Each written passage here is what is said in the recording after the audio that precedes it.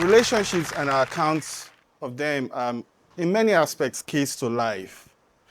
When asked to introduce ourselves, we talk about our past. We talk about our friends, our families, our relationship with a particular place. Our reality becomes those we knew and how we grew up. But that is different from another person. So, for example, I had an experience in the Maasai land in Kenya, taking my children for, well, it was more like a walk and holiday. So at the end of the program, the elders of the Maasai land asked some of their children to come to me so I could bless them. And in the Western way or in the Christian way of doing it, you lay hands or you hug people, right? God bless you. So I told my kids, you should go to the Maasai elders and let them bless you. But you know, in the Maasai land, they actually spit on you as a form of blessing. Why? Because it's a dry land.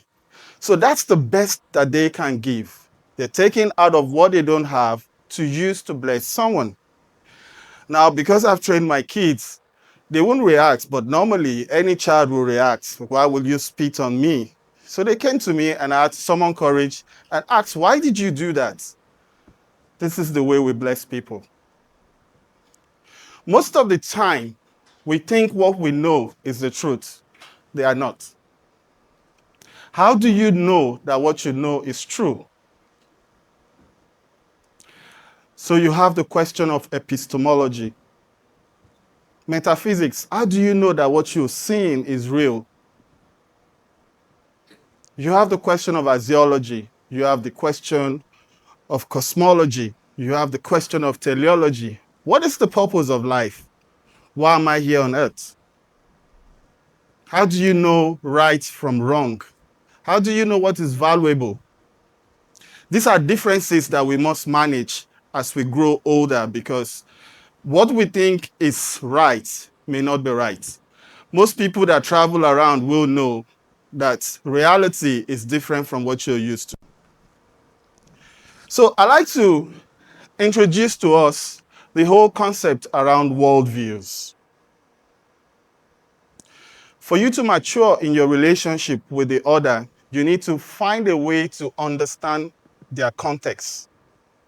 What makes them who they are? Why do they behave the way they behave?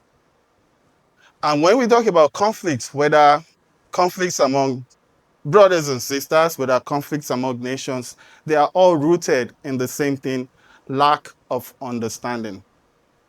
Conflicts are not usually because of land, military, power.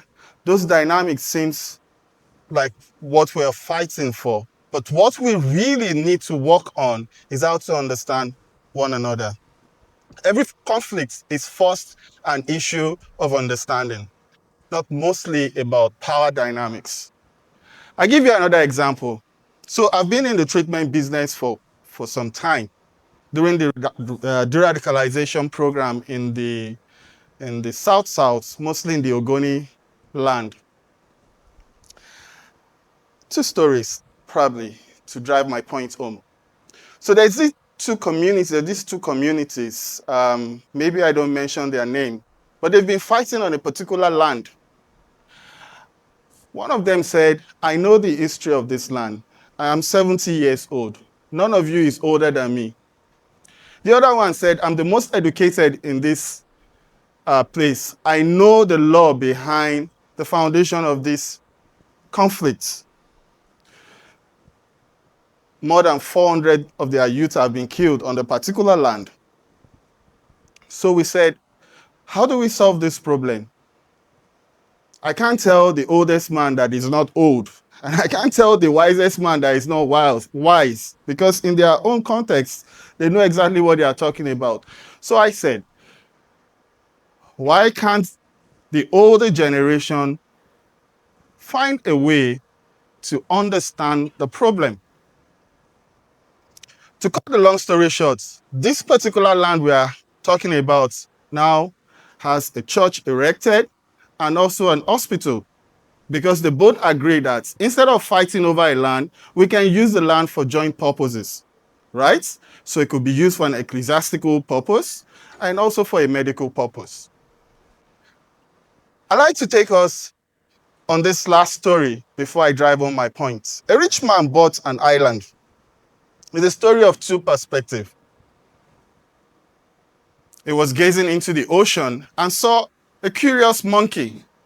You know what monkeys, what they do? You know, they can jump from one branch of a tree to the other. So the monkey was also curious, looking at the fish in the ocean.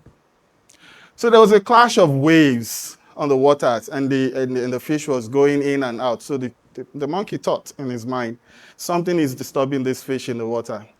So he used all his skills in holding a branch and scooped the fish out of the water in order to protect the fish that's disturbed. And then brought the fish closer to himself on the tree and was massaging the fish. So you know exactly what's going to happen to the fish, right? But the fish is just enjoying being a fish in his own worldview, right? And the monkey was just being a monkey in his own worldview. Sometimes we intervene in issues that we are not called into. But also, more importantly, if the monkey failed in his enterprise, he would have died. Because if the monkey enters the water, it won't survive. How do you blame the monkey? The monkey was only trying to save the fish. But the fish did not invite the monkey. All the monkey could have done is to just strike a conversation. Are you okay? Do you need help? Can I help you? Most of these questions are critical questions we normally don't ask because we feel it must be our own way or no other way. Nigeria is a country, but many nations.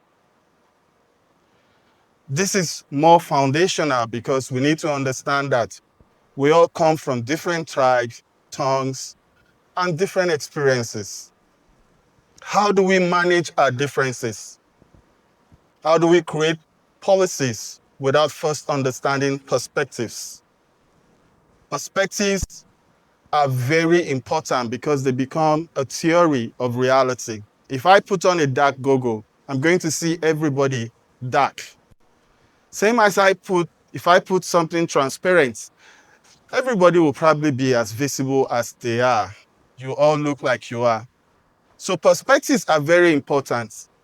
What we need to do in understanding conflicts is to know that even though we know a lot, we may not be right. Even though we have a lot of experience, we may not be correct.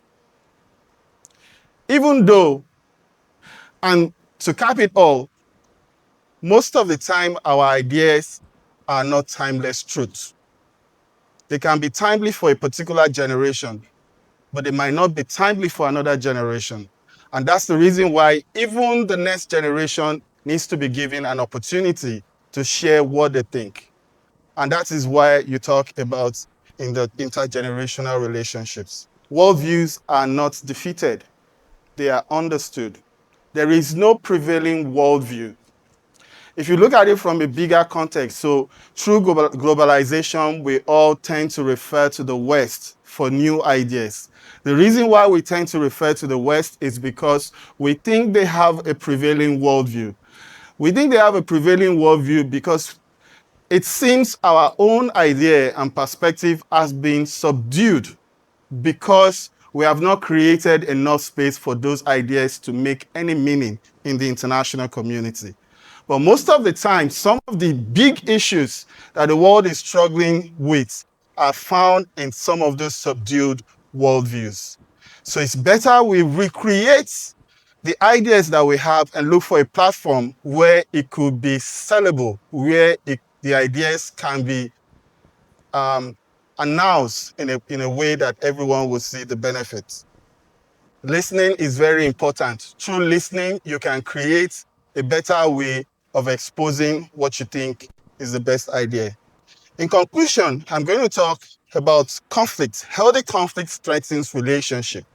Unhealthy conflict, you already know if a conflict is going to be stronger or weaker. A relationship that has spanned about 20 years are relationships where conflicts have been turned to something that is understood rather than something that we all leave behind because we want to maintain our own perspective. Unhealthy conflict destroys them. Peace is not a weakness. It's actually an end goal, which is a strategy. If we decide to live at peace in Nigeria, we will achieve it. So we know it is an end goal, just like vision. Vision is knowing the end from the beginning. If what you put at the end is your goal, you have to find ways to which you achieve that goal. So if peace is our goal, we bring all our perspectives together, and then through consultation, through engagement, we're able to achieve the peace we need in Nigeria and also able to work as a nation. Thank you.